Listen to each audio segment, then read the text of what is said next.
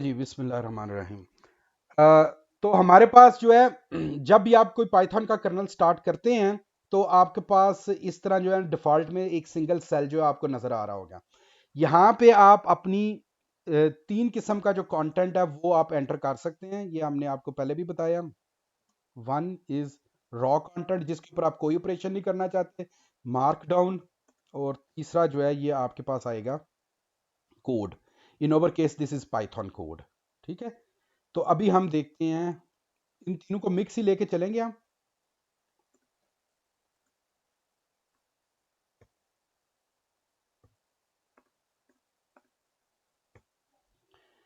तो जब आप पाइथन का कोड एग्जीक्यूट कर रहे होते हैं तो आप बेसिक कैलकुलेशंस जो हैं वो भी इसके अंदर जो है वो कर सकते हैं।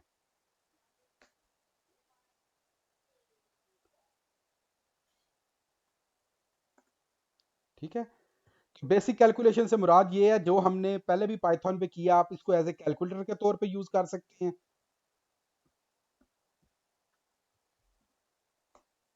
आपकी कोई भी मैथमेटिकल फार्मूला हो, आप बेसिकली उसको यहाँ पे इस सेल के अंदर इंफॉर्मेशन दें तो वो उसको जो है वो एग्जीक्यूट कर देगा। यहाँ पे मैंने जब ये बेसिक कैलकुलेशंस की हेडिंग दिया तो मेक श्योर कि मैंने इसको जो है वो मार्क डाउन में दी है हेडिंग।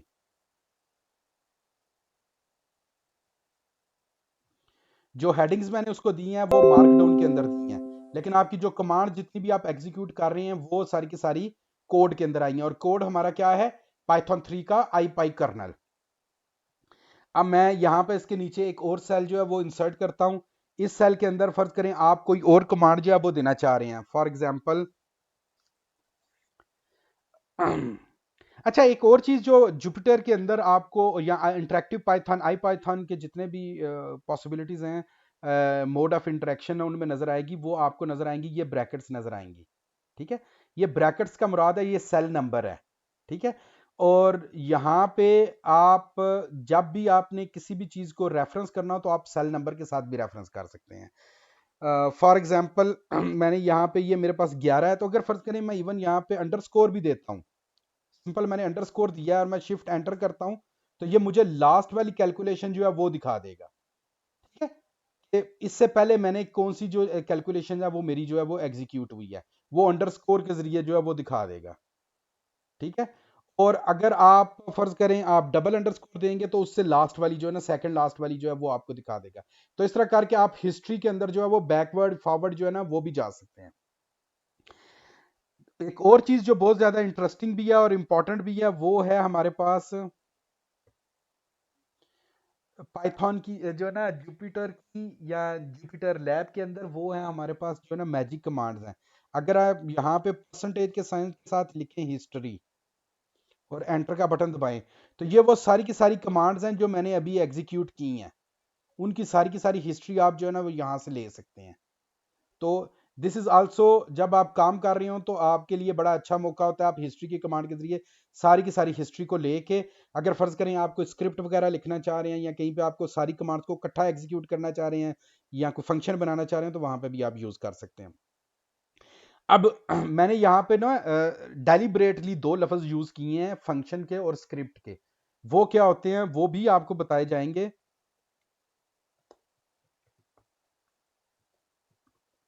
लेकिन उससे पहले हमें थोड़ा सा वेट करना पड़ेगा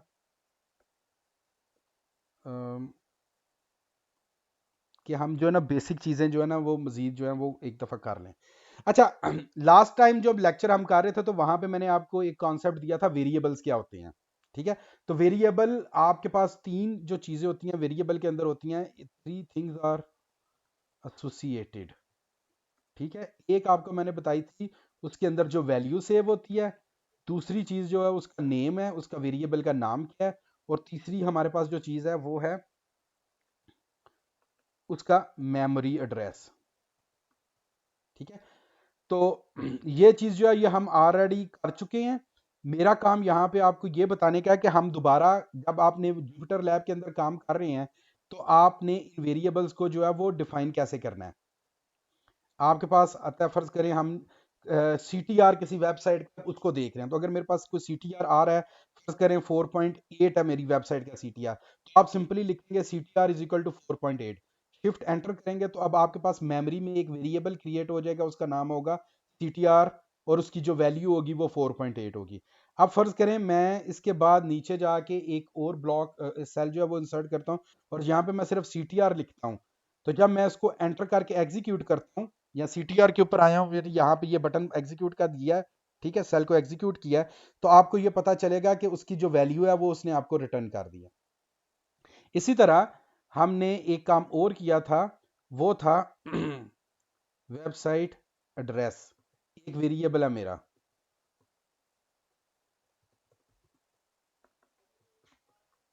ठीक है, ये मेरी वेबसाइट का एड्रेस है।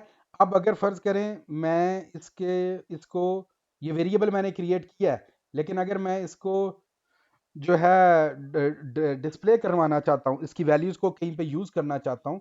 अच्छा, एक काम और ये ज़हन में रखेंगे, आप अगर चाहें ना तो आप आपका जो ये जुपिटर लैब है या आईपाइथन या जुपिटर है इटसेल्फ, इन तीनों में से किसी में भी हो आप टैब का बटन दबाएं तो ये आपको ऑटोमेटिक जो है ना ऑटो कंप्लीट की जो ऑप्शन है वो भी देता है। तो जैसे मैंने अभी ये सिर्फ वेब लिखा हुआ था, और मैंने जैसे ही टैब का बटन दबाया तो ये देखें उसने मुझे जो है उसका जो वेरिएबल का नाम है वो कंप्लीट कर दिया। उसके बाद मैंने शिफ्ट एंटर का बटन दबाया, तो उसने सेल को एग्जीक्यूट किया है, और उसके अंदर जो वैल्यू थी ये मुझे दे दी है। तो ये आपने जेन में रखना है। आप शिफ्ट एंटर के बटन से भी जा सकते हैं, आप जो ये प्ले वाला बटन है इसके ऊपर भी क्लिक करें तो आपका जो सेल है उसका कंटेंट जो है वो एग्जीक्यूट हो जाएगा। अच्छा अब ये तो हमने जो वेरिएबल्स क्रिएट किए, वेरिएबल्स के अंदर जो है वो हमने कुछ वैल्यूज जो है वो भी स्टोर की। अब हमेशा आपने नोट किया कि हम सिर्फ एक ही सेल सेल के अंदर एक ही जो है ना कमांड जो है उसको एग्जीक्यूट कर रहे थे। अब फर्ज करें मैं यहाँ पे थोड़ा सा इसको मजीद कॉम्प्लिकेट करता हूं, और मैं इसको कहता हूं कि मेरा जो CTR है 1, एक वेबसाइट का मेरा CTR 4.2 है, और CTR फ्रॉम सेकंड वेबसाइट जो है वो मेरा 3.9 है, ठीक है। तो अब अगर मैं इन दोनों को एग्जीक्यूट करता हूँ शिफ्ट एंटर के साथ या ये प्ले वाले बटन के साथ, तो अब आपके मार्क इसके अंदर जो है वो दो वेरिएबल्स जो है वो कैलकुलेट जो है ना वो आ गए आपके पास, जो आपकी मेमोरी के अंदर मौजूद है इस वक्त, CTR 1 और CTR 2। अब अगर फर्ज करें हम यहाँ पे नया सेल इंसर्ट करते हैं, और मैं यहाँ पे सिर्फ CTR लिखता हूँ, तो CTR लिखता हूँ, तो अब ये देखिए ये मुझे ये तीन जो है ना ऑटो कंप्लीशन में दिखा रहा है। CT के बाद मैंने टैब का बटन दबाया तो ये आपको ऑटो कंप्लीशन भी यहाँ पे दिखाएगा। आप कहते हैं नहीं मैंने CTR 1 वेरिएबल जो है वो यूज करना है, वो लें एंटर करेंगे तो आपको उसकी जो वैल्यू है वो नजर आ जाएगी। या आप चाहें तो आप ये भी कर सकते हैं CTR 1 प्लस CTR 2, ठीक है, तो आप वेरिएबल्स को जो है वो आपस में ऐड भी कर सकते हैं, ठीक है। या आप चाहें तो आप ब्रैकेट्स के साथ उनके ऊपर कोई भी अरिथमेटिक ऑपरेशन करें, आप उनकी एवरेज भी फर्ज करें चाहें तो निकाल सकते हैं। ये देखें ये आपके पास उसकी जो एवरेज है वो निकल आई 4.05। That's how you get use come across the variables. आप एक ही जगह पे मल्टीपल वेरिएबल्स की जो वैल्यूज हैं उनको भी एग्जीक्यूट कर सकते हैं, जैसे कि हमने यहाँ पे किया। आप ये भी कर सकते हैं कि ये वाली जो मैंने कंटेंट है इसको मैं यहाँ से कॉपी करके यहाँ पे भी एक ही लाइन के अंदर जो है इसको कर सकता हूँ। तो मैं कर सकता हूँ यहाँ पे इसको एक और नेम दे सकता हूँ, एवरेज CTR जो है वो मेरा ये है, ठीक है। तो आपने ये देखा कि अब आपके पास थोड़ी सी ना यूजफुल जो है ना वो इंफॉर्मेशन जो है वो आनी स्टार्ट हो गई है। वो इस तरह कि आपने अब एक कमांड एग्जीक्यूट नहीं कर रहे, आप मल्टीपल कमांड जो है उनको एग्जीक्यूट कर रहे हैं, ठीक है। एक कमांड आपने कहा कि नहीं पहले मैं CTR 1 लूंगा, फिर मैं CTR 2 लूंगा, उनका फिर मैं एवरेज कैलकुलेट करूंगा। तो जब आप इस तरह स्टेप बाय स्टेप कमांड्स को एग्जीक्यूट करते हैं, that's what we called as computer program, जिसके अंदर आप कंप्यूटर को एक इंस्ट्रक्शन दे रहे होते हैं कि पहले ये वाली वैल्यू लो, फिर ये वाली वैल्यू लो, उसके ऊपर ये वाली कैलकुलेशन करो। ये हमारे पास मिनिमम जो है वो कंप्यूटर प्रोग्राम बन जाता है। सॉरी, अच्छा मैंने सोचा शायद कोई आया। तो अब आपके पास फर्ज करें मैंने एवरेज CTR जो है मेरा वो मैंने प्रिंट करना है, मैंने उसको टाइप किया एंटर किया तो ये मेरे पास एवरेज CTR की वैल्यू आ गई। इसका मतलब ये हुआ कि अगर अब आपने अपना कोई प्रोग्राम वगैरह लिखना है, कोई स्क्रिप्ट वगैरह लिखने हैं, तो एक तरीकाकार तो ये है कि जैसे हम यहाँ पे ये चीजों को एग्जीक्यूट किए जा रहे हैं आप भी एग्जीक्यूट किए जाएं। ऑफ कोर्स ये जो है आपके सामने इस वक्त करंट सिचुएशन बनी हुई है, this is not presentable to executives. आपने अगर अपने ऑफिस में काम कर रहे हैं और आप जुपिटर के ऊपर आपको कोई टास्क मिला हो, तो आप उनको तो इस तरह की जो रिपोर्ट है वो तो नहीं प्रेजेंट करेंगे। तो आप इसको क्लीन अप करके देंगे, आप नहीं कहेंगे कि पहले मैं ये वेरिएबल लूं, फिर मैं ये वेरिएबल लूं, फिर मैं ये काम करूं। हम नॉर्मली क्या करते हैं, हम रेलिवेंट जो हमारी कमांड्स होती हैं उनको इकट्ठा एग्जीक्यूट कर लेते हैं and try to make sure कि वो हमारे पास रीडेबल हो। अच्छा, इसके अलावा अगर आपकी कोई कमांड है तो उसके आगे जो है इस तरह जो पाउंड का साइन डाल के आप कमेंट भी लिख सकते हैं। तो मैं यहाँ पे लिखता हूँ CTR from SEO wings website, और दूसरे के अंदर आप लिख सकते हैं CTR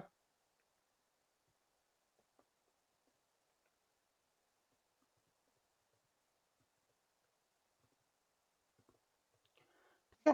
तो अब ये कमेंट लिखने का फायदा ये होगा कि अगर किसी एग्जेक्टिव के पास ये जाएगी इंफॉर्मेशन, तो अब वेरिएबल जो मेरे हैं CTR1 क्या है अगले बंदे को तो नहीं पता, तो वो इसको कमेंट्स को देख के उसको पता चल जाएगा कि अच्छा हाँ मैं इस वेबसाइट के CTR की बात कर रहा हूँ। या आप ये भी कर सकते हैं कि आप यहाँ पे CTR के साथ लिख दें SEO विंग्स, और CTR के साथ लिख दें अपनी वेबसाइट का नाम, लिख दें वेरिएबल के अंदर। तो वेरिएबल का नाम जो है ये रीडेबल होना चाहिए। CTR1 CTR2 टेक्निकली आपको अवॉइड करना चाहिए, आपको हमेशा मीनिंगफुल नेम्स जो हैं वो अपने वेरिएबल्स को देने चाहिए। तो जैसे कि मैंने यहाँ पे दिए हैं, उसके बाद आप चाहे ये कमेंट लिखें या ना लिखें, आपका जो वेरिएबल है वो सेल्फ एक्सप्लेनेटरी है। कोई भी बंदा इसको देखेगा तो उसको पता चल जाएगा कि हाँ ये इससे यहाँ पे इससे मुराद क्या है, CTR1 और CTR2 के साथ मुराद क्या है यहाँ पे।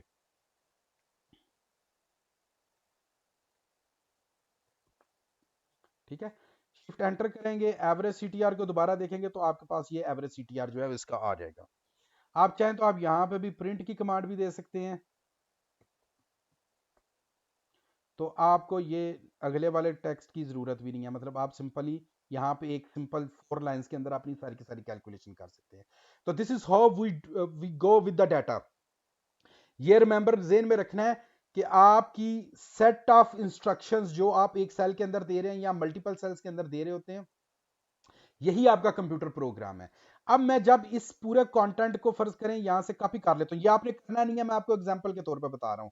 अगर मैं इसको यहां से कॉपी करके किसी भी फाइल के अंदर सेव कर देता हूं और उस फाइल का मैं नाम रख देता हूं माय प्रोग्राम, कुछ भी रख लें, या CTR प्रोग्राम डॉट पाई,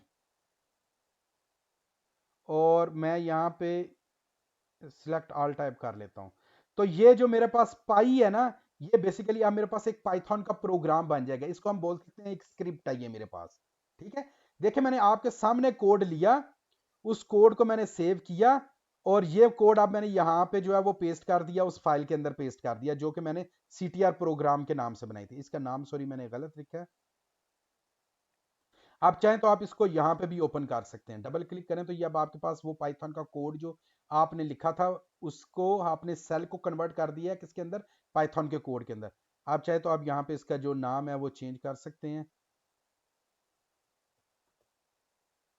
आप चाहें तो सेल इसके अंदर अंडरस्कोर भी जो है वो एंटर कर सकते हैं, एंटर जो है वो चाहें तो आप यूज कर सकते हैं। अब इसको कैसे एग्जीक्यूट करना है, this is not the question right no. आपको सिर्फ ये बताना है कि मल्टीपल इंस्ट्रक्शन जब आप कंप्यूटर को देते हैं, this is how you create a program. ठीक है, जो हम जिसको मैंने यहाँ पे स्क्रिप्ट के तौर पे लिखा है, तो मैं यहाँ पे लिख देता हूँ set of consecutive instructions for computer called script. ठीक है, तो आप हमने ये पाइथन में दिए है, आप किसी और लैंग्वेज में भी देंगे स्क्रिप्ट स्क्रिप्ट ही रहेगा। ठीक है, और इसी वजह से पाइथन को स्क्रिप्टिंग लैंग्वेज भी काफी ज्यादा कहा जाता है। उसकी बुनियादी वजह यह है कि आप इसके अंदर अच्छे जो स्क्रिप्ट्स हैं वो सारे के सारे चाहें तो आप लिख सकते हैं। ठीक है, तो this is how you right scripts. अब हम थोड़ा सा मजीद इसको देखते हैं। मैं यहाँ पे थोड़ा सा स्पीड के साथ चलूंगा अभी। नॉर्मली तो मैं टाइम लेता हूँ चीज़ों को एक्सप्लेन करने में, लेकिन थोड़ा सा जल्दी करते हैं ताकि ये डीप डाइव हमारा जो है वो कंप्लीट हो जाए। हमने अभी तक किया है इंटीजर को किया है, हमने स्ट्रिंग्स को किया है, हमने वेरिएबल की डेफिनेशन जो है वो इसको किया है। अब हम जो नेक्स्ट चीज़ करने जा रहे हैं उसका नाम है लिस्ट्स। अच्छा, जो लिस्ट होती है हमारे पास, उसको मैं मार्कडाउन में कर लेता हूँ। जो हमारे पास लिस्ट है, लिस्ट को आप पाइथन में ऐसे डिफाइन करते हैं, ठीक है। आपने ये जो बड़ी स्क्वायर ब्रैकेट्स हैं ये लेनी है, और उनके दरमियान जो है ना आपने अपनी वैल्यूज को लिख देना है। एक से ज्यादा वैल्यू, एक या एक से ज्यादा वैल्यूज को इस तरह ब्रैकेट में जब आप लिखते हैं तो ये आपकी लिस्ट बन जाती है। लिस्ट बिल्कुल ऐसी है जैसे आपकी एक्सेल की शीट के अंदर एक कॉलम आ जाता है। मैं उसको भी साथ में जो है ना खोल लेता हूं, आपको वहां से भी मैं दिखा देता हूं। अबे हमारे पास इसका एडवांटेज क्या है, आप सारे का सारा काम इंटीजर और स्ट्रिंग्स के साथ भी कर सकते हैं, लेकिन बाज दफा हमारे पास ऐसे सिनेरियोज आते हैं, जैसे आपको ये नजर आ रहा है ना। तो अगर मैं यहां पे लिखता हूं 1 2, मेरा कंप्यूटर ही स्लो हुआ है, 2 3 4, तो ये जो अब आपके पास एक लिस्ट सी बन गई है, ठीक है। अब आप इसके ऊपर किसी भी किस्म का ऑपरेशन करना चाहें तो आप एक ही रो में इसके ऊपर सारे का सारा ऑपरेशन कर सकते हैं। इसी तरह जब आप पाइथन में काम कर रहे होते हैं तो आपके पास कंजेक्टिवली आप जो नंबर्स हैं या जो कंटेंट है उनको एक डाटा स्ट्रक्चर के अंदर जो है वो इकट्ठा कर सकते हैं। डाटा स्ट्रक्चर से मुराद ये है कि आपका डाटा ऑर्गेनाइज कैसे हुआ है, ठीक है। तो उनमें से एक डाटा स्ट्रक्चर जो है वो हमारे पास है लिस्ट का। लिस्ट में क्या है, आप मल्टीपल वैल्यूज को इकट्ठे करके एक वेरिएबल के अंदर जो है वो असाइन कर सकते हैं। तो मैं इसको नाम देता हूं, फर्ज करें माई लिस्ट। शिफ्ट एंटर किया तो अब मेरे पास ये जो है ना लिस्ट जो है वो क्रिएट हो गई है। मैं चाहूं तो मैं यहाँ पे इसको प्रिंट माई लिस्ट भी कर सकता हूं, ठीक है। तो लिस्ट के जो कंटेंट है वो आपको यहाँ पे ऐसे नजर आ जाएंगे। अब आप चाहें तो आप लिस्ट के कंटेंट को इंडिविजुअली भी एक्सेस कर सकते हैं, जैसे आप एक्सेल के अंदर करते हैं। तो आप कहते हैं नहीं मुझे सिर्फ पहली वैल्यू से गरज है, तो आप पहली वैल्यू, अच्छा पाइथन के अंदर जितनी भी रे के जो इंडेक्स होते हैं वो जीरो से स्टार्ट होते हैं। जीरो का मतलब है फर्स्ट वैल्यू, वन का मतलब है सेकंड वैल्यू, और थ्री टू का मतलब है third value, and so on and so on. तो मैंने जीरो लिखा तो इसका मतलब है कि इस लिस्ट के अंदर मुझे पहली वैल्यू दिखाऊं, तो उसने आपको पहली वैल्यू दिखा दी। अगर मैं यहाँ पे टू लिखता हूं तो उसने आपको जो है ना फोर दिखा दिया, जो कि उसकी थर्ड वैल्यू है। तो that's how you access your, और इसको हम कहते हैं इंडेक्स। ये जो मैंने वैल्यू यहां पे दी है इसको बोलते हैं इंडेक्स। आपने सेकंड इंडेक्स को जो है वो एक्सेस किया। ये चीजें ज्यादा जरूरी क्यों है, इसलिए कि जब आप फर्ज करें डाटा के साथ प्ले कर रहे हैं, आपके पास बहुत ज्यादा बड़ा डाटा आ गया और आप किसी खास वैल्यू को एक्सेस करना चाहते हैं, ठीक है। जैसे कि आपको मैंने यहां पे एक्सेल में दिखाया, अगर फर्ज करें आपके पास ये अरे आई है और आप कोई खास ऑपरेशन करना चाहते हैं सिर्फ और सिर्फ सेकंड वैल्यू के ऊपर, तो वो कैसे करेंगे। A2 जो आपका जो कॉलम है ना A2, आपको उसका पता होना चाहिए, ठीक है। जो यहाँ पे ये ऊपर देखें एक्सेल भी आपको A2 लिखा दिखाती है, ये इसका इंडेक्स है। इसी तरह जो पाइथन है, पाइथन का भी इंडेक्स है। आप पाइथन के केस में जो है ना ये सिंपल लीनियर इंडेक्स आ रहा है, आपके पास 2 आ रहा है, 1 आ रहा है, तो आप उस खास स्पेसिफिक वैल्यू को एक्सेस कर सकते हैं और फिर उसके ऊपर आप जो है वो ऑपरेशन कर सकते हैं। इसकी मिसाल ऐसे ही है जैसे आप गूगल के ऊपर फर्ज करें जाएं, फर्ज करें मैं यहां पे टाइप करता हूं बेस्ट पाइथन बुक। तो अब आपके पास ये देखें, ये आपके पास जो एक आपके पास जो रिजल्ट्स आए हैं, टॉप 10 रिजल्ट्स आए हैं जो सर्च इंजन रिजल्ट पेज के ऊपर आए हैं, इनके अंदर ये 10 के 10 जो है ना, या इससे ज्यादा भी हैं, जितने भी हैं ये जितने भी आए ये सारे के सारे आपके क्या हैं, रिजल्ट्स हैं। तो इन रिजल्ट्स को भी आप चाहें तो एक लिस्ट के अंदर दे सकते हैं कि जी लिस्ट के अंदर मेरे पास 10 रिजल्ट्स हैं। पहला रिजल्ट जो है वो मेरे पास जो हम स्पॉन्सर्ड को भी छोड़ देते हैं, वो रियल पाइथन डॉट कॉम से आ रहा है। सेकंड रिजल्ट मेरे पास हैकर आईओ डॉट कॉम से आ रहा है, हैकर डॉट आईओ से आ रहा है। थर्ड जो है मेरे पास मीडियम डॉट कॉम से आ रहा है। तो दिस इज हाउ आपके पास एक लिस्ट बना सकते हैं और लिस्ट के अंदर फिर आप जो है ऑपरेशन कर सकते हैं। आप कहते हैं कि नहीं मुझे सिर्फ लास्ट में जो 10th नंबर पे जो वेबसाइट आ रही है मुझे सिर्फ उसके बारे में बताओ, ठीक है। तो इस तरह करके जब आपके पास वेबसाइट्स आएंगी, आपके पास लिंक्स आएंगे, आपके पास कीवर्ड्स आएंगे, मैं डिजिटल मार्केटिंग की एग्जांपल्स आपको दे रहा हूं, उस सूरत में फिर आप स्पेसिफिक कीवर्ड को जो है वो एक्सेस कर सकते हैं। तो हमारे केस में अभी जो है वो क्योंकि मैंने यहां पे सिर्फ नंबर लिया था तो वो आपको जो है नंबर नजर आ रहे हैं। मैं इसको थोड़ा सा जो है वो थोड़ा सा इसको फैंसी करता हूं, और फर्ज करें मैं यहाँ पे जो है ना वेबसाइट लगा देता हूं। मैं इसको कहता हूं google.com, yahoo.com, github.com, और इसके अलावा जो है हम airbnb.com, ठीक है। तो अब ये देखेंगे, ये जो मैंने अपनी लिस्ट है उसको चेंज किया, लिस्ट के अंदर जो मेरे कंटेंट है वो अब चेंज हो गए हैं, ठीक है। अब जो है मेरे पास लिस्ट ऑफ वेबसाइट्स आ गई है, इसका नाम भी मैं चेंज कर लें, लिस्ट ऑफ वेबसाइट्स। तो अब मैं इसको एंटर करता हूं, तो अब ये देखें आपके पास लिस्ट ऑफ वेबसाइट आ गई है। अब अगर मैं यहां पे जाता हूं my sorry list of websites, और मैं कहता हूं कि नहीं मैंने सिर्फ पहली वेबसाइट के ऊपर काम करना है, तो वो कहता है जी ठीक है कोई प्रॉब्लम नहीं, वो तो google.com है। आप कहते हैं नहीं मुझे जो है तीसरी वेबसाइट के ऊपर काम करना है, तो तीसरी वेबसाइट आपके पास जो है वो airbnb.com है, ठीक है। तो इस तरह करके आप अपने जो वेबसाइट्स हैं, फर्ज करें ये जो वेबसाइट्स हैं ये आपके कंपटीटर्स हैं, आप कंपटीटर के ऊपर जो है वो काम करना चाह रहे हैं, तो आप चाहते हैं कि नहीं मैंने सिर्फ और सिर्फ लास्ट वाले कंपटीटर को देखना है, फर्ज करें हो सकता है उसका डीआर कम हो, डोमेन रेटिंग उसकी कम हो, लो हो, या उसका जो मतलब है डोमेन अथॉरिटी जो है वो लो हो या हाई हो, या उसके कीवर्ड ज्यादा हो। ये तो फिर हम जब आगे मजीद जाते हैं तो फिर आपको उसकी केस स्टडीज भी आएंगी, तो आपको समझने में ज्यादा बेटर होएगा। लेकिन अभी ये है कि आपके पास एक अरे है, अरे के अंदर आप कंटेंट को जो है वो एज ए फॉर्म ऑफ अरे लिस्ट के तौर पे जो है वो अरेंज कर सकते हैं, ठीक है। मैं जो है वो इंटरचेंजेबली वर्ड यूज कर रहा हूं अरे का और लिस्ट का। असल नाम जो वर्ड के जो हम पाइथन के अंदर यूज करते हैं वो लिस्ट है, ठीक है। और पाइथन की लाइब्रेरीज हैं जिनके अंदर हम अरे का कॉन्सेप्ट यूज करते हैं, यहां पे आपने इसको लिस्ट के तौर पे ही लेना है, ठीक है।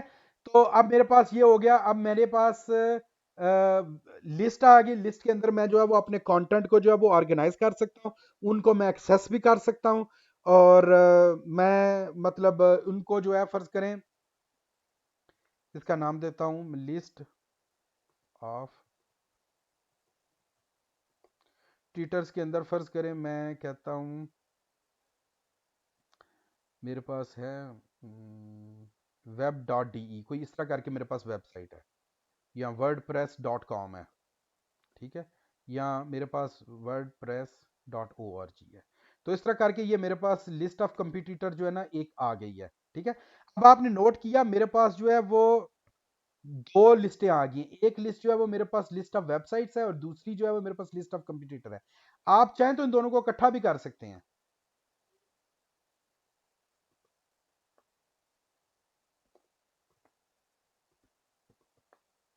आप दोनों के अंदर प्लस का बटन दबा दें, प्लस लिख दें, प्लस करना है आपने, इसको भी करना है और दूसरी लिस्ट को भी प्लस करना है, तो वो इस तरह करके आपके पास इकट्ठी एक लिस्ट के तौर पे सामने आ जाएगी, ठीक है।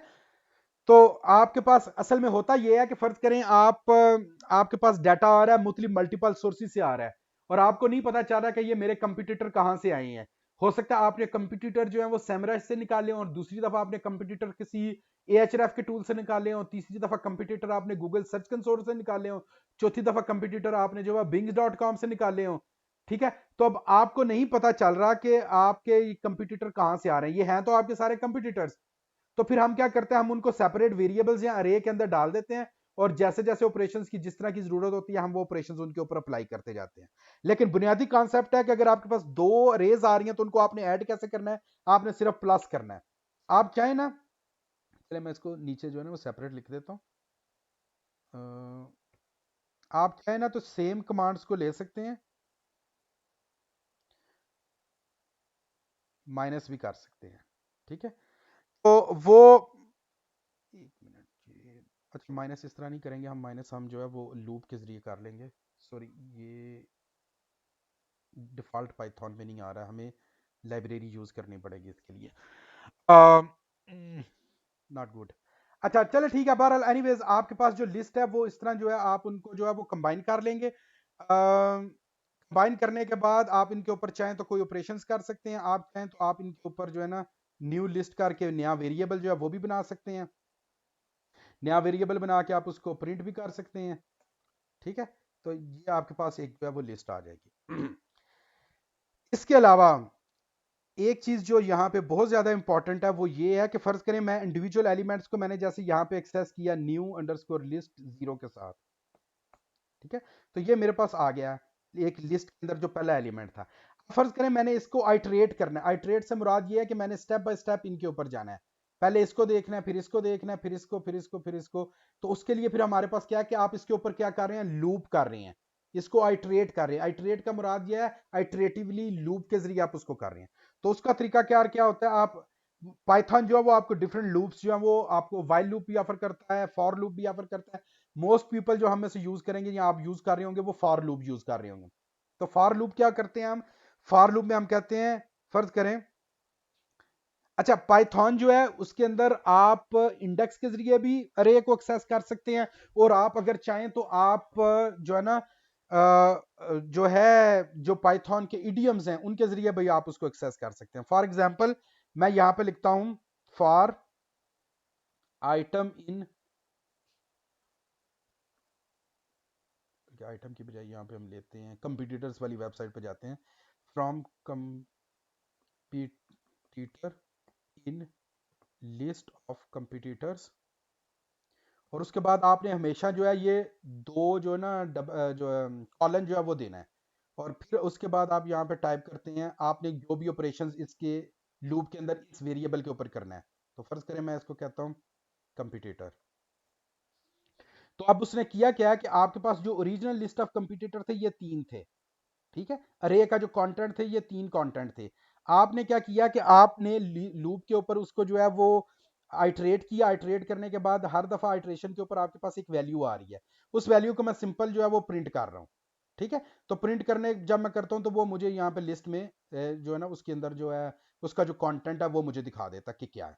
तो इस तरह करके जो है वो आप अपनी जो लूप है उसको आइट्रेट कर सकते हैं।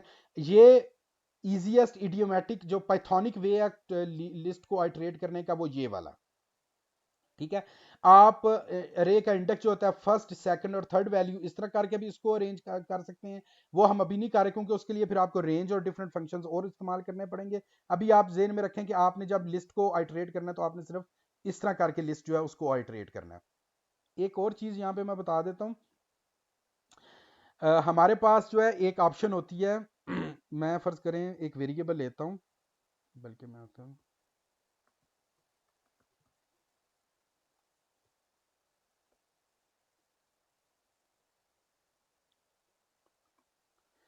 इफ एल्स की जो कंडीशंस होती हैं वो आपने कैसे लगानी है।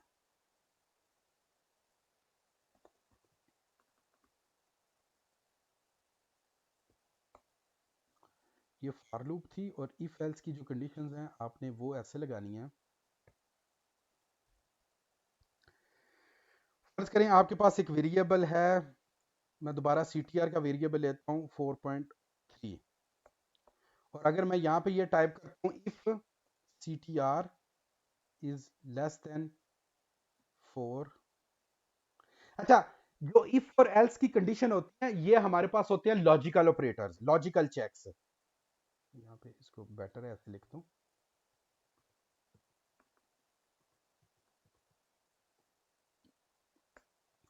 अगर आप में से कुछ लोगों के लिए ये चीज़ें थोड़ी स्पीड के अंदर हो रही हैं तो आप जो है इसको जो है ना रिपीट करके जो है ना मतलब जो रिकॉर्डिंग है उसको दोबारा देख सकते हैं, ताकि आपको जो कॉन्सेप्ट है इसका समझ आ जाए। अगर कोई क्वेश्चन हो तो आप फेसबुक पे पूछ लीजिएगा मुझसे।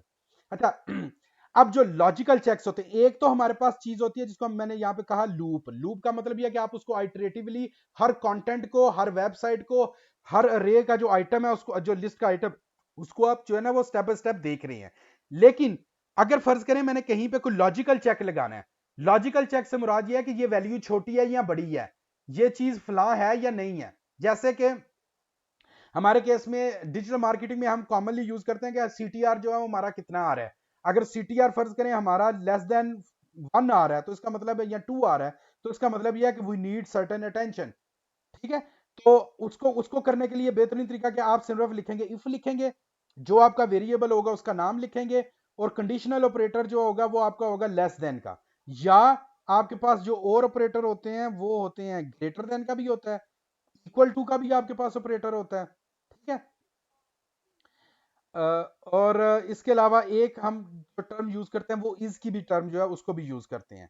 आपने जहां पे जब फर्ज करें इस केस में अभी हम जो है सिर्फ और सिर्फ जो है उसको लेस देन 2 को टेस्ट कर रहे हैं, तो मैं सिंपली उसके बाद इसको फर्ज करें इसके ऊपर कहता हूं कि this is very low CTR। ठीक है, अब मैंने कहा है कि अगर CTR 2 से कम हो तो सिर्फ उसको प्रिंट कर दो, ये वाला मैसेज जो है इसको प्रिंट कर दो। आप चाहें तो आप कोई और काम इसके साथ जो है वो करवा सकते हैं। मसलन आप कह सकते हैं कि नहीं, मैंने एक एल्गोरिदम यहाँ पे एग्जीक्यूट करना है जो मुझे बताए कि मैं अपना CTR इंप्रूव कैसे कर सकता हूँ। ठीक है, या फर्ज करें आपको मशीन लर्निंग का एल्गोरिदम जो है, जो हम लास्ट आगे वाले फ्यूचर वाले लेक्चर्स में देखेंगे, उसके जरिए आप कहते हैं कि नहीं, अगर मेरा CTR 2 से कम आ रहा है तो मैंने फिर यहाँ पे एक ऐसा एल्गोरिदम लगाना है कि जो मेरा CTR को इंप्रूव करे या मुझे रिकमेंडेशन दे CTR को इंप्रूव करने के लिए। ठीक है, तो आपने सिंपल ये वाली कमांड जो है इस तरह करके इफ की कंडीशन लिखनी है, और उसके बाद जो है वो आपकी जो भी आपने उसको मैसेज देना है, उसके बाद आप यहाँ पे जाके इसको प्ले करेंगे, एंटर करेंगे। ठीक है, तो अब देखें आपको यहाँ पे कोई आउटपुट नजर नहीं आई। आउटपुट नजर ना आने की बुनियादी वजह यह है कि आपका CTR 2 से कम है। फर्ज करें मैं यहाँ पे कहता हूँ मेरा CTR था 1.3, तो उसने कहा कि your CTR is very low. जैसे मैंने CTR को 2 से ऊपर किया तो आप देखें मुझे यहाँ पे कोई आउटपुट नजर नहीं आ रही। इसका मतलब ये है कि मेरा जो CTR है वो जो लोएस्ट लिमिट है उससे ज्यादा है, तो इस वजह से यहाँ पे इफ की जो कंडीशन है वो वैलिड नहीं हो रही, तो मुझे कोई आउटपुट नजर नहीं आ रही। अच्छा, ये तो है वन वे कंडीशन आपके पास। सम टाइम हमारे पास होता है कि हमने जो ना अल्टरनेटिव कंडीशन भी देनी होती है। तो एल्स के केस में कहते हैं हम कि your CTR is good, carry on. कोई भी आप कहते हैं कि आपका CTR अच्छा है तो आप उसको वैसे ही छोड़ देते हैं। तो मतलब फर्ज करें अगर मेरे पास 2.3 आ रहा है, तो ये क्योंकि 2 से ज्यादा है तो इस वजह से मुझे आ रहा है कि CTR इज गुड। जैसे मैं इसको यहाँ पे 1 करूंगा और इस कमांड को एग्जीक्यूट करूंगा तो ये मुझे कह रहा है this is very low CTR। ठीक है, तो ये ऑटोमेटिकली डिसीजन मेकिंग की पावर आ जाएगी आपके प्रोग्राम के अंदर, कि वो खुद डिसाइड करेगा बेस्ड अपॉन द वैल्यूज कि वो ज्यादा है या कम है। जितनी भी हैं वो वैल्यूज वो उसके बेस पे खुद उसको डिसाइड करेगा। तो दिस इज क्वाइट पावरफुल अगर आप फर्ज करें किसी किस्म का कोई ऑपरेटर जो है वो यूज करना चाह रहे हैं।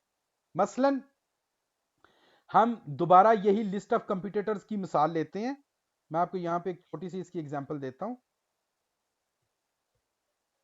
ये वाली।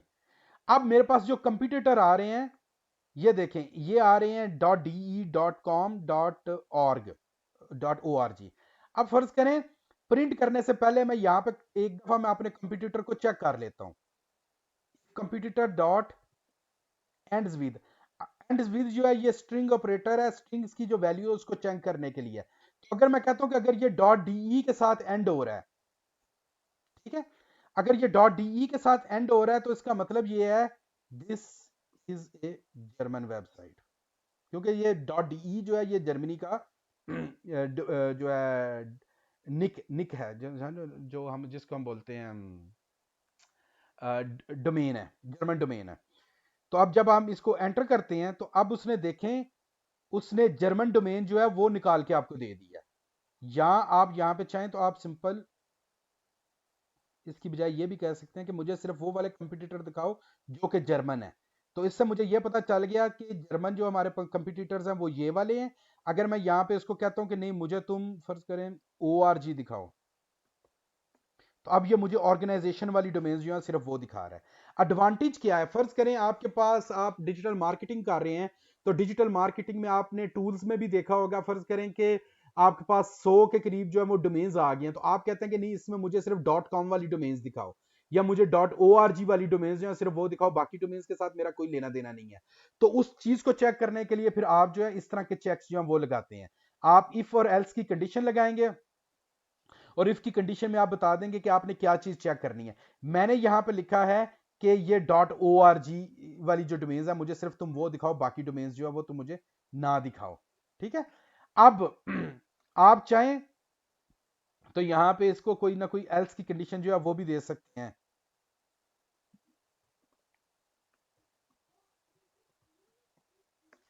तो उसने बताया मुझे कि जो .org वाली डोमेन बताई और दूसरों के लिए वो प्रिंट कर रहा है this is not an org domain. तो this is how you can mix for loop और इफ एंड एल्स कंडीशंस। ठीक है, अब ये काम तो हमारे पास हो गया कि हमारे पास लॉजिकल चेक्स भी आ गए, आपने इफ की कंडीशन लगाई, आपने इसके बाद जो है उसको फॉर लूप के अंदर भी इंटीग्रेट कर लिया। अब इसके अलावा हम थोड़ा सा इसको मजीद जो है वो कॉम्प्लिकेट मजीद भी कर सकते हैं। हम ये भी कह सकते हैं कि जी हमारे पास ये पहले वाली एग्जांपल जो है ये दोबारा लेते हैं, और यहाँ पे मैं इसको टाइप करता हूँ और मैं कहता हूँ कि अगर तो मेरा सी टी आर जो है वो लेस देन 2 हो तो फिर तो सी टी आर लो है, लेकिन अगर मेरा if CTR greater than equal to 2 and CTR less than 3, तो आप कहते हैं कि नहीं। अच्छा, ये जब आप if else यूज कर रहे होते हैं तो आपने पहला इफ लिखना है, उसके बाद जितनी भी कंडीशंस आएंगी वो हमेशा एलिफ की आएंगी, और थर्ड जो लास्ट कंडीशन होगी वो एल्स की कंडीशन होगी। और यहां पे हम क्या देते हैं, this is an average CTR। तो अब आपने देखा कि हमने मल्टीपल कंडीशंस जो है वो इंट्रोड्यूस करवाई। पहले हमने देखा कि सिर्फ इफ के साथ आपने इसको कैसे करना है, जो कि सिर्फ ये वाला ऊपर वाला हिस्सा था ये। फिर हमने देखा कि इसके साथ इफ एल्स को आपने करके देखा, सिर्फ ये वाले हिस्से को। अब हम थर्ड को कर रहे हैं कि जिसमें हमने इन तीनों को इकट्ठा कर दिया। अब मैं एंटर का बटन दबाता हूँ, सॉरी प्ले का बटन या शिफ्ट एंटर करता हूँ। अब मुझे बता रहा है कि 1.3 को कह रहा है कि ये बड़ा लो सीटीआर है। 1.3 की बजाय अगर फर्ज करें मेरी वेबसाइट का सीटीआर 2 है, 2.3 है, मैं एंटर करता हूं तो this is an average CTR ये मेरे पास आ रहा है। और अगर मैं यहाँ पे 4.3 कर देता हूँ, प्ले करता हूँ, तो ये मुझे कह रहा है CTR is good, carry on. तो आपने देखा कि आप मल्टीपल कंडीशंस जो है वो उनको भी आप इंटीग्रेट कर सकते हैं। अच्छा, हम में से वो लोग जो दूसरी प्रोग्रामिंग लैंग्वेजेस जिन्होंने सीखी हुई हैं, जैसे कि सी प्लस प्लस, जावा या इस तरह कोई और लैंग्वेजेस सीखी हुई हैं, तो वहां पे एक कंडीशन होती है, हम उसको बोलते हैं स्विचेस। पाइथन में स्विच नहीं होते, पाइथन में आपको इफ और एल्स की कंडीशन के साथ ही काम करना पड़ेगा। अच्छा, इसकी हमारे पास एक्चुअली टेक्निकल एप्लीकेशंस कहां पे आती है? वो टेक्निकल एप्लीकेशन आती है जब हम फर्ज करें यहां पे हम इसको जो है ना थोड़ा सा इंटीग्रेट करते हैं। उसका एक तरीकाकार, मैं इससे पहले कि मैं वो आपको बताऊं, सॉरी यहां पे ले लेते हैं इसको, हम इस कोड को यहां से कॉपी करते हैं और यहां पे पेस्ट करते हैं। अब हमने जब इसको टाइप किया तो मैंने इसको क्या कह दिया, this is dot org domain. लेकिन अब मैं इसी कोड को यहां से कॉपी करता हूं और मैं यहां पे टाइप करता हूं कि नहीं, मैंने एलिफ करना है, और मैं इसको चेक करता हूं डॉट डी के ऊपर, this is German domain, this is non pro, and so on. अब मैं जब इसको एंटर करता हूं तो वो मुझे बता रहा है कि जो पहली थी मुझे नहीं पता वो कौन सी है, वो जर्मन डोमेन है, जो दूसरे वाली है वो नॉट एन ऑर्ग डोमेन, और तीसरे वाली जो है वो ऑर्ग डोमेन है। अब यहाँ पे आपने एक प्रॉब्लम देखी, प्रॉब्लम ये है कि मेरी डोमेन का नाम क्या था, वो मैं यहाँ पे कैसे दूं? तो वो आप यहाँ पे आए और यहाँ पे करके उसको ऐसे एंटर कर दें। अच्छा, जो पाइथन में जो वेरिएबल्स हैं उनको प्रिंट करवाने के, जो स्ट्रिंग्स को प्रिंट करवाने के मुख्तलिफ तरीकाकार है, ठीक है। जो मुख्तलिफ तरीकाकार है, एक तरीकाकार तो ये है कि आप वेरिएबल्स को उसके साथ सामने मैंने जैसे यहाँ पे लिखा है, तो एक तो आप इस तरह करके प्रिंट के अंदर जाके वेरिएबल दें, कॉमा दें, और फिर आप कोई मजीद टेक्स्ट वगैरह आप देना चाहें तो वो आप दे सकते हैं। तो इस तरह आपकी जो है जो आउटपुट है वो वैसे प्रिंट हो जाएगी जैसे आपको यहाँ पे नजर आ रही है। इसके अलावा एक और बड़ा अच्छा तरीका है जो कि आजकल मतलब मॉडर्न पाइथन में आप ज़्यादातर यूज़ करते हैं, वो ये है कि आप एफ स्ट्रिंग यूज़ करते हैं। अच्छा, पहले मैं आपको एफ स्ट्रिंग के बारे में बता देता हूँ। एफ स्ट्रिंग क्या होती है, आप प्रिंट की कमांड लेते हैं, उसके बाद आपने एफ टाइप करना है, और उसके बाद ये डबल जो ना अपोस्ट्रोफी जो है ना ये आपने टाइप करनी है, और उसके दरमियान आपने अपना टेक्स्ट लिखना है, दिस इज माई टेक्स्ट, ठीक है। अब जब आपने ये टाइप किया तो आपको इस तरह करके प्रिंट आ गया। इसके साथ आपने एफ लिखा है या नहीं लिखा आपको कोई फर्क नजर नहीं आ रहा, लेकिन असल फायदा इसका उस वक्त होता है जब मैं यही कोड लेता हूं, उसके साथ मैं एफ लिखता हूं, लेकिन मैं साथ में यहां पे करली ब्रैकेट्स जो है ना इसके दरमियान अपना वेरिएबल लिख देता हूं। फर्ज करें मेरा वेरिएबल था सीटीआर। अब जब मैं एंटर करता हूं तो आपको जो सीटीआर की वैल्यू है वो अब उसके साथ दरमियान में नजर आ रही है, ठीक है। आप चाहें तो ये सीटीआर जो मैंने लिखा है,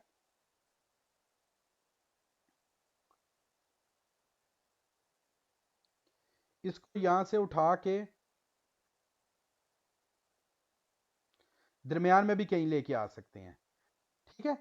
तो अब इसका मतलब यह है कि जब आप ये वाली टेक्निक यूज करेंगे, you are feasible flexible to place your variables and text anywhere. तो इसका मतलब ये होगा कि जब आप फर्ज करें कोई टेक्स्ट जनरेट कर रहे हैं अपनी वेबसाइट के लिए, फर्ज करें आपने चैट जीपीटी से टेक्स्ट लिया था, तो उस टेक्स्ट को आपने किसी जगह पे कोई मैनिपुलेट करना है, अपने वेरिएबल्स अपनी वैल्यूज डालनी है या प्रॉम्प्ट जनरेट करना है, तो आप एफ स्ट्रिंग के जरिए उसको इजीली जनरेट कर सकते हैं। आप चाहें तो उसको शुरू में लिखें, एंड पे लिखें, जहां पे मर्जी लिखें, आप उसको जो है वो मिक्स कर सकते हैं। मैं अब इसकी एक एग्जांपल जो है वो हम यहाँ पे ये जो कंप्यूटर वाली हमारी वेबसाइट थी वहां से लेते हैं।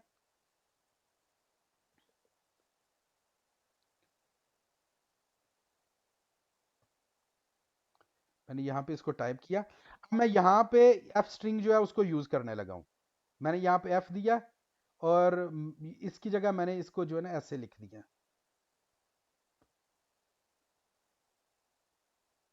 ठीक है, और मैंने बाकियों के साथ भी यही काम करना है, बाकी ऑप्शंस के साथ भी।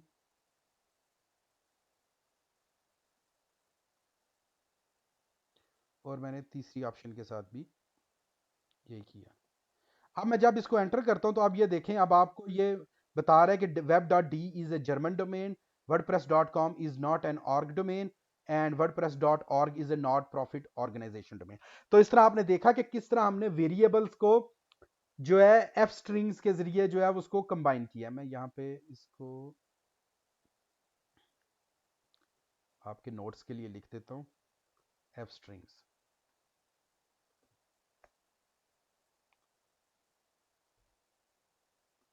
ठीक है, तो अब आपने यहां तक ये देखा कि किस तरह आपने अपने जो कमांड प्रॉम्प्ट्स हैं उनको आउटपुट करना है, और आपने लूप कैसे लगानी है, आपने लॉजिकल चेक्स कैसे करने हैं। मोस्ट प्रोबेबली यही वो सारी चीजें हैं जो आपको आगे फ्यूचर में काम आएंगी, जब हम पांडास या नमपाई या दूसरी लाइब्रेरीज जो हैं उनको कर रहे होंगे। ठीक है, अच्छा, अब हम यहाँ पे देखते हैं।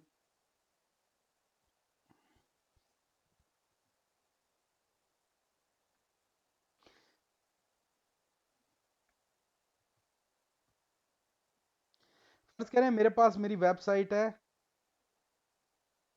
ठीक है, अब मैं यहाँ पे प्रिंट करना चाहता हूँ एफ स्ट्रिंग के जरिए, और मैं यहाँ पे लिखता हूँ, फर्ज करें मैं चैट जीपीटी के लिए एक प्रॉम्प्ट लिखना चाह रहा हूँ, you are my content writer for the website, और यहाँ पे मैं इसको फिर वेबसाइट का नाम दे देता हूँ। ठीक है, you should write N outline for a blog post on, एक वेरिएबल हम यहाँ पे और बना देते हैं, ब्लॉग पोस्ट टाइटल। ठीक है, और मैं यहाँ पे लिख देता हूँ ब्लॉग पोस्ट टाइटल, और उसका नाम मैं रख देता हूँ बेस्ट लैपटॉप्स फॉर किड्स। ठीक है, अब ये देखें, अब मैंने जब इसको एंटर करना है तो ये मेरे पास जो आउटलाइन आई है, ये वाली आउटलाइन मैं डायरेक्ट चैट जीपीटी को दे सकता हूँ। मुझे बार बार यहाँ पे जाके इस चीज़ को चेंज करने की ज़रूरत नहीं है। फ़र्ज़ करें मैं यहाँ पे लिख देता हूँ laptop for kids dot com, और मैं जब आप एंटर करता हूं तो आप ये देखेंगे वो ऑटोमेटिकली उस वेरिएबल को उसने चेंज कर दिया। मुझे सिर्फ इसको कॉपी करना है और जाके चैट जीपीटी को दे देना है। तो इस तरह करके अगर आपको कहीं पे कोई प्रॉम्प्ट्स वगैरह अपने बनाने पड़ रहे हैं तो आप एफ स्ट्रिंग को यूज करके अपने प्रॉम्प्ट्स जो है वो इजीली मैनेज कर सकते हैं। नॉर्मली इसका यूज केस उस वक्त होता है जब आप चैट जीपीटी की एपीआई के जरिए काम कर रहे हो, और हर दफा आपने नया जो है वो उसको ब्लॉक टाइटल या कोई भी उसको नई इंस्ट्रक्शन देनी है। आप में हो सकता है कुछ लोगों ने ऑटो जीपीटी का नाम सुना हो, तो वो बैक एंड पे यही काम कर रही होती है, वो नया प्रॉम्प्ट हर दफा नया जनरेट कर रही होती है वेरिएबल्स के अंदर। ठीक है, तो वो कोई फैंसी चीज नहीं कर रही होती, वो भी इसी तरह नई जो है ना नए प्रॉम्प्ट जो है वो जनरेट कर रही होती है। आपके केस में भी ये है, आपने इस तरह करके वेरिएबल्स जो है उनको डिक्लेयर करना है, डिक्लेयर करके उनको अपनी मर्जी का जो कंटेंट है उसके अंदर जो है वो आपने डालते जाना है, और उसको फिर जो है आप क्या कर सकते हैं। इसी तरह आप फर्ज करें,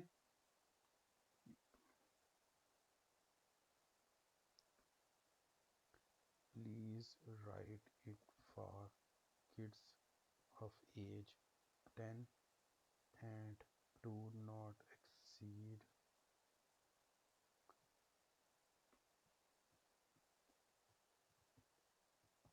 वर्ड लिमिट। तो मैंने एक और वेरिएबल इसके अंदर एंटर कर दिया वर्ड लिमिट का। अब ये देखें, डू नॉट एक्सीड वर्ड्स,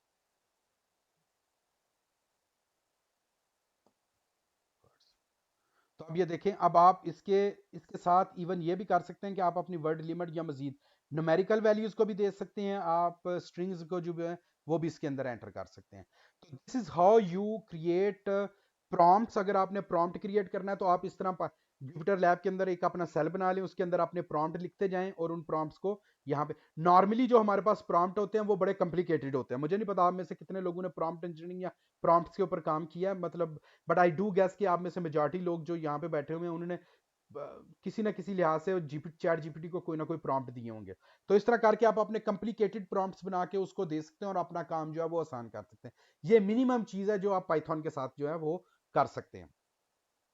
अच्छा, हमने वेरिएबल्स को भी देख लिया, हमने लिस्ट को भी देख लिया, हमने फॉर लूप को भी देख लिया, हमने इफ एल्स की जो कंडीशंस हैं उनको भी चेक कर लिया। और एक चीज हमारे पास जो और रह गई है इस बेसिक के अंदर, वेरी वेरी बेसिक के अंदर, वो है हमारे पास डिक्शनरीज। ये लास्ट चीज है जो मैं आज आपको बताऊंगा, उसके बाद जो फिर हम क्वेश्चन आंसर जो है वो ले लेंगे। अच्छा, आप डिक्शनरी का जो कॉन्सेप्ट है आपका वो बिल्कुल वैसे ही है जैसे आपके पास लैंग्वेज की डिक्शनरीज होती हैं। लैंग्वेज की डिक्शनरीज के अंदर क्या होता है कि आप जाते हैं और आप कहते हैं, आप सर्च करते हैं कि जी पाकिस्तान, फर्ज करें आपकी एक आपके पास ना अ, आप एक वर्ड है और आप डिक्शनरी में जाके उसको चेक करते हैं तो आपको पता चलता है is a country in south Asia. ठीक है, अ, तो इस तरह करके आपके पास जो है ये डिक्शनरी होती है। इसी तरह आप कहते हैं Germany is a country in central Europe and so on. आप किसी भी ऑक्सफोर्ड की डिक्शनरी लें, कुछ लें, तो आपको आप ये नोट करेंगे कि आपके पास एक जो है वो की होती है जिसको, जिस वर्ड को आप ढूंढ रहे होते हैं, ठीक है, या इंडेक्स भी जिसको आप बोलते हैं, और एक उसकी एक्सप्लेनेशन होती है कि इसका मतलब क्या है। ठीक है, अब अगर हम इन्हीं को लें, सॉरी, इसी को लें और इनको हम आपस में इस तरह करके सेपरेट कर दें, ठीक है, तो ये हमारे पास जो क्या बन जाएगी, पाइथन की डिक्शनरी बन जाएगी। और इनको आपने इस तरह करके ये जो करली ब्रैकेट्स हैं इनके अंदर जो है ऐसे डाल देना है। आप चाहें तो आप बेशक इनको ऐसे रख लें, और जब आप एंटर करेंगे, जस्ट अ मोमेंट, यहाँ पे आपको इनको सेपरेट करने के लिए जो कॉमा है वो भी देना पड़ेगा। ये एक डिक्शनरी जो है वो आपके पास इस तरह बन सकती है। एक तरीका इसको डिक्लेयर करने का, बनाने का ये होता है नॉर्मली जब हम एपीआई के साथ काम कर रहे होते हैं।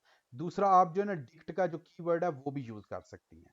ठीक है, डिक्ट का कीवर्ड यूज करने के लिए फर्ज करें मैंने यहाँ पे इसका लिखा है,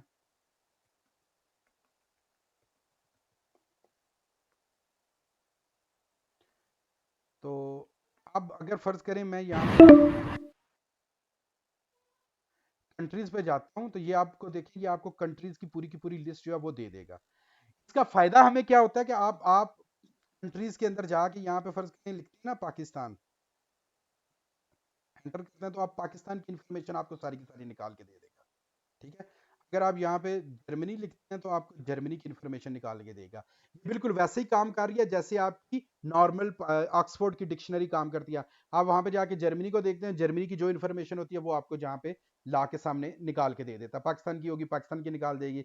आप फर्ज करें कोई भी किसी किस्म की चीज ढूंढ रहे हैं, वो आपकी डिक्शनरी के अंदर है तो वो आपको निकाल के दे देगा। डिक्शनरी बनाने का तरीकाकार क्या है, आप इस तरह करली ब्रैकेट्स के अंदर जो है वो आप इसको अपनी जो वैल्यूज हैं उनको दे सकते हैं, मतलब, और वैल्यूज को की होगी आपकी, और कीज के अलावा जो है ना ये डबल कॉलन आएगा और उसके बाद आपने उसकी जो है वो वैल्यू लिखनी है। ठीक है, आप चाहें, आप ये देखना चाहते हैं कि आपकी कीज कौन कौन सी हैं, तो आप अगर कमांड देंगे ना डॉट कीज की, तो आपको वो सारी की सारी डिक्शनरी की कीज जो है वो भी निकाल के दे देगा।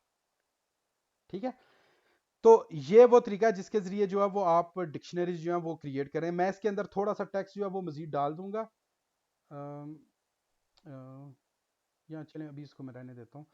आपको जो है वो मतलब हर चीज़ को करने के मुख्तलिफ तरीक़ाकार है। मेरी कोशिश ये है कि आपको जो सादे तरीक़ाकार है, अभी सिर्फ वो वाले बताए जाएँ, ताकि चीज़ें जो हैं वो कॉम्प्लिकेटेड ना हो। मैं ये समझ सकता हूँ कि आज हमारा ये 4th लेक्चर है और 4th लेक्चर में आपको इतनी प्रोग्रामिंग बताना जो है वो टेक्निकली, जिन लोगों ने आप में से सीएस पढ़ी हुई है, कंप्यूटर साइंस पढ़ी हुई है, उनको पता कि ये बहुत ज़्यादा इन्फॉर्मेशन है। ये ऑलरेडी बहुत ज़्यादा इन्फॉर्मेशन है। तो आप जो अभी पार्टिकुलरली वो जिन्होंने प्रोग्रामिंग या सीएस बैकग्राउंड से नहीं आए, उनसे मेरी रिक्वेस्ट है कि ये जो जितनी भी मैंने इंफॉर्मेशन अभी तक आपको दी है, इसको काइंडली आप रिपीट करें। कोई क्वेश्चन हो तो क्वेश्चन ज़रूर करें, और ताकि हम जो है इसको जो है ना आगे मज़ीद लेके जाएं। नेक्स्ट लेक्चर के अंदर जो है ना मैं कोशिश करूंगा मैं ना इनको थोड़ा सा मज़ीद जो है एलेबोरेट करूं, और फिर जो है हमने स्क्रिप्ट हमने आज देखे हैं थोड़े से, फिर हम जो स्क्रिप्ट और फंक्शंस को भी लेंगे, और इन वैल्यूज़ को, इन सारे कॉन्सेप्ट्स को जो अभी तक हमने किए हैं वो मिक्स करके हम अपने फंक्शंस जो हैं वो क्रिएट करेंगे। तो ये हम जो है वो नेक्स्ट लेक्चर के लिए छोड़ते हैं। अभी ये है कि हमारे पास मेरे हमें 10 मिनट हैं इस सेशन के अंदर। अगर किसी का कोई क्वेश्चन वगैरह है तो वो आप मेरे से पूछ सकते हैं। हाँ हाँ, आप सर किसी का। जैसे जी जी। सर जैसे आपने कीज लिख के की निकाली ना, तो हम वैल्यूज लिख के वैल्यू भी निकाल सकते हैं ना, डॉट वैल्यूज करके। जी जी बिल्कुल, आप वो वैल्यूज़ भी निकाल सकते हैं। वो ओके डिपेंड सर। करता है आपका यूज़ केस क्या है। जैसे आप यहाँ पे, जैसे आप जो कह रही हैं वो ये है।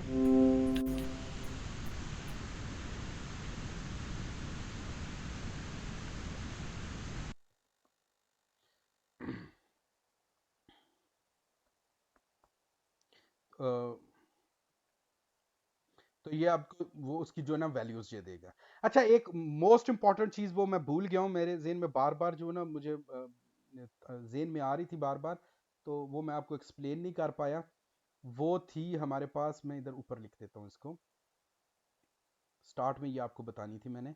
वो ये थी कि आपने हेल्प कैसे लेनी है।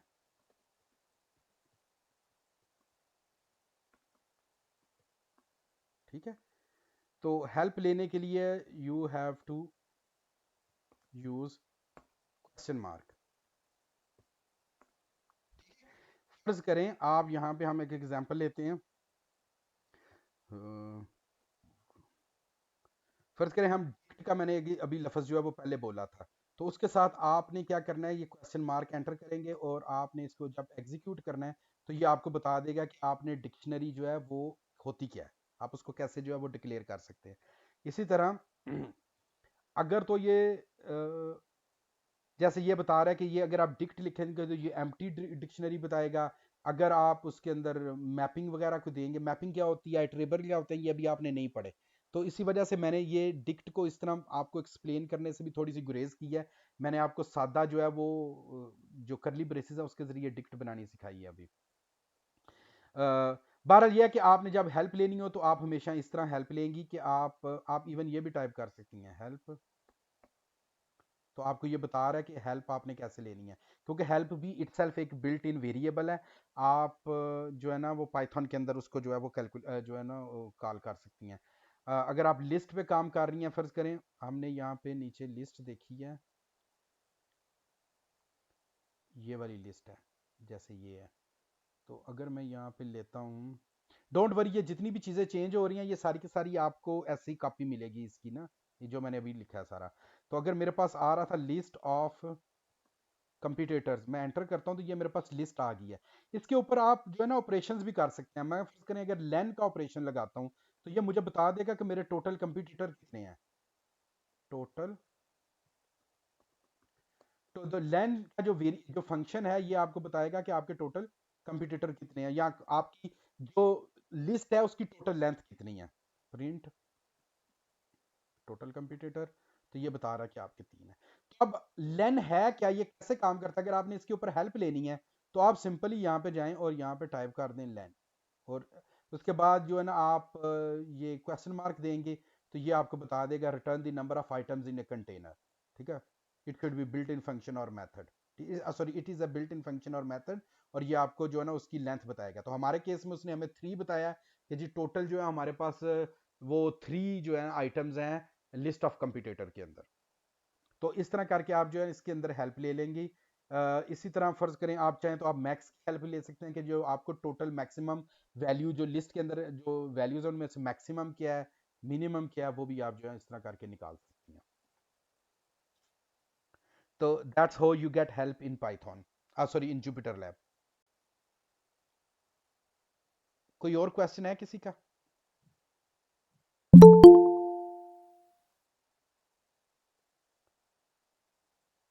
अगर आप में से किसी का और कोई क्वेश्चन है तो काइंडली पूछ लें।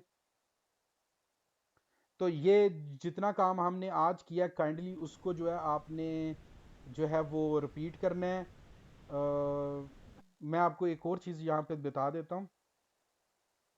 मैंने इसको सेव किया। जब आपके पास इसकी कॉपी आएगी तो वो कुछ इस तरह करके होगी। जब आप यहाँ पे आएंगे ना तो आपने सिंक्रोनाइज किया होगा जैसे हमने स्टार्ट ऑफ द लेक्चर में देखा है।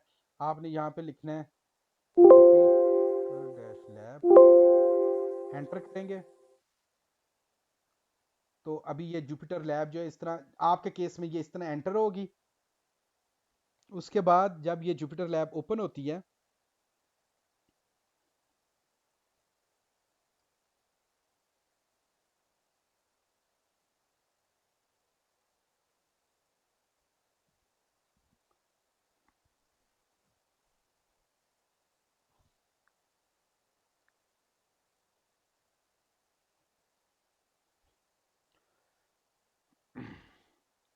तो आप एक काम ये कर सकते हैं कि आप फर्ज करें हम आप यहाँ पे आए हैं, आप सिंपल इस सेल के अंदर आएंगे और इसको एग्जीक्यूट करेंगे तो आपको जो है जस्ट अ मोमेंट, एक मिनट, एग्जीक्यूट हो रहा है मेरा कंप्यूटर जरा स्लो हुआ हुआ है।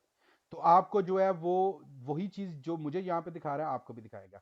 इसके बाद आप यहाँ पे आके इसको भी एग्जीक्यूट करें तो आपको ये 4 देगा। तो इस तरह कम से कम जो मैंने काम किया यही काम आपके पास भी आएगा और आप कम से कम यहाँ पे आके इसको एग्जीक्यूट करके देखें कि आपको भी क्या यही रिजल्ट देता है या कोई और रिजल्ट देता है।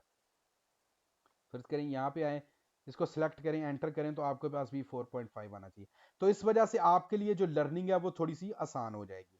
मैंने ये जो कुछ अभी बोला है ये मैं कोशिश करूंगा यहाँ पे कमेंट्स में भी साथ में लिख दूं, चेक, ताकि जब आपके पास कॉपी है तो उसमें थोड़े से कमेंट्स भी हों।